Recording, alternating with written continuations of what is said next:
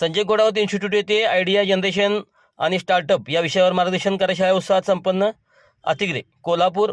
उद्योजकतेची बीजे रुजवण्याच्या उद्देशाने महाराष्ट्र राज्य तंत्रशिक्षण मंडळ व भाऊ इन्स्टिट्यूट ऑफ इनोव्हेशन पुणे यांच्या संयुक्त विद्यमाने संजय घोडावत इन्स्टिट्यूट अतिग्रे येथे आयडिया जनरेशन आणि स्टार्टअप या विषयावर एक दिवसीय मार्गदर्शन कार्यशाळा अत्यंत उत्साहपूर्ण वातावरणात यशस्वीरित्या पार पडली.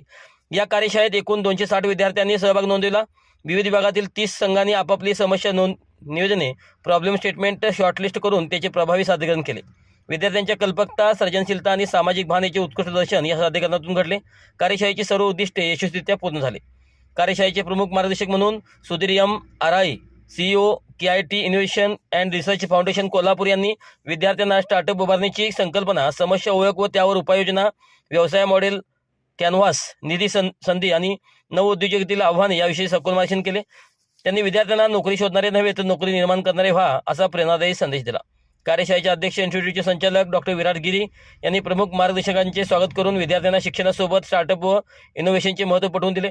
त्यांनी महाराष्ट्र राज्य तंत्रशिक्षण मंडळ, भाऊ इन्स्टिट्यूट ऑफ इनोव्हेशन आणि संस्थेच्या हब उपक्रमाद्वारे विद्यार्थ्यांना उपलब्ध होणाऱ्या संधीबाबत सविस्तर माहिती दिली.